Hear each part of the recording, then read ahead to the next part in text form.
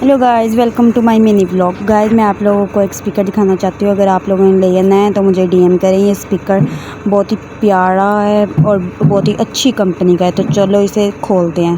तो ये मैंने खोला है। तो पहले इसकी मिल गई हमें चार्जिंग पिन।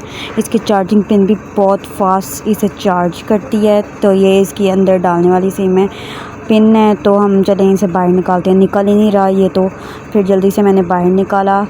तो मैं आप लोगों को बटन दिखा देती हूँ कौन कौन से हैं इसके।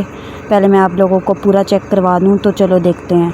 ये हमें मिल जाएगा पहला ऑन ऑफ का बटन, फिर TF का, फिर USB का, फिर DC 5V डिवाइस का।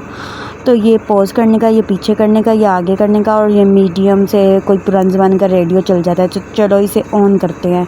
तो चलो इसे ऑन कर देते हैं। तो ये ऑन हो गया। तो DJ वाली लाइट्स शुरू हो गई। इतना प्यारा लग रहा था ना ये स्पीकर। अगर आप लोगों को लेना है तो मुझे कमेंट्स करें। तो ये bye bye. Okay, thank you, bye.